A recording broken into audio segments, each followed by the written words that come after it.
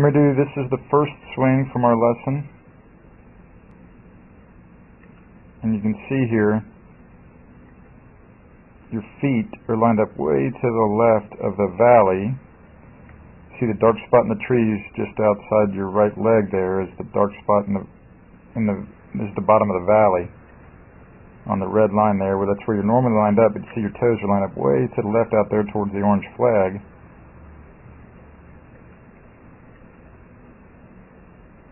And you're hitting them way to the left over there, and you're kind of catching them fat, especially with your hybrid and your 7-wood. So that kind of makes sense there. Things are going to the left and kind of catching them fat. And so this is the next swing I got on there, the same thing. You see you're aiming way to the left, and way underneath the plane line with the swing. But really the swing itself wasn't too bad when you just simply got lined up better with your feet, Merdu. And because it's this time of the year, you know, where your season's starting for school here in the next week or two, rather than spend a lot of time on the video, I wanted you to just go up and hit a lot of balls from that good square setup up at the program center off the grass. And you see now your swing looks quite normal, and the ball goes a lot straighter when you simply got your feet squared up like they normally are. Like I said, Merdu, you're normally quite good at this. This is one of the first times we've ever seen you not be lined up real straight as you come in for your lesson. So that looks very nice there, young lady. Much better than what we're seeing here.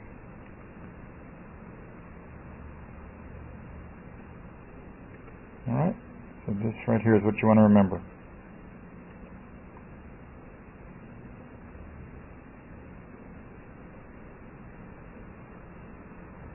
It was good work there, Merdu, and you hit that hybrid and that 7-wood better and the driver better up at the program center. And as you can see, if anything, you might want to shorten your swing up just a little bit. It's a little bit long there. If you want to give some attention to that the next few days and that's comfortable for you, I'd say that'd be smart to do. If it feels too weird, then don't worry about it. And then it'll be good to see you in the practice tournament on Saturday. And then the putting looked good. I'm glad that's continuing to improve again. That score at Cincinnati Country Club is pretty good news on that pretty tough course. This is Joel Suggs. I sure enjoyed meeting you down at the Cincinnati Golf Show this weekend and showing you your swing on the 2D equipment that I have. And so I want to take about 2 or 3 minutes to just show you around Meadowlinks. This is the studio I use in the winter for all my students. You see there's the down-the-line camera angle for our 2D equipment. And then we have the face-on camera angle also. And then what we also have here is 3D equipment to where I can show you your swing from 6 different camera angles with this 3D equipment, and we can get your swing from down to the 1/120th of a second in terms of exactly what your hips, shoulders, and hands are doing in the swing. And then also, I have the most realistic hitting curve I've ever seen from puttersedge.com, so when you hit your full shots, it feels as realistic as possible. And then I have 3 different green speeds for you to practice your putting. 9.5 on the step meter, 10.5 on the step meter, and 12.5 on the step meter. That's benefited my students tremendously. And then also I have a lot of learning aids like this Smart Stick.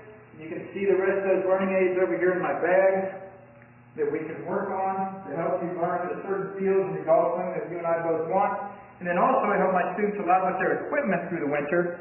This is a frequency analyzer where we twang your club and it gives us a reading here. And then also we plot your whole set, each club on these lines to see if the set is really matched or not. Quite often they aren't, and it helps my students tremendously when they find out what clubs are the offending clubs. Then if we get tired of being indoors and we want to go outdoors and hit some, we can do that. It's my daughter, Ellie. Good to see you. I haven't seen her in weeks.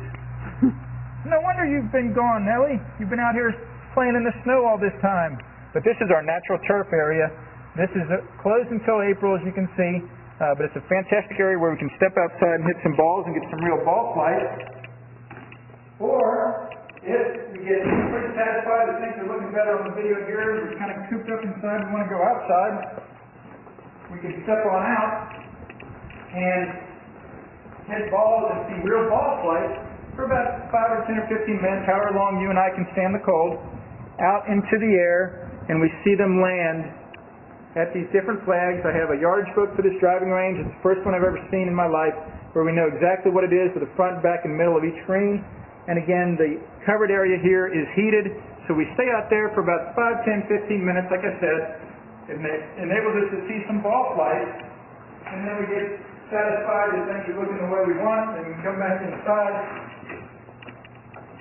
take off our coat, and look again at the video equipment to see how your swing's looking, to make sure that you understand it.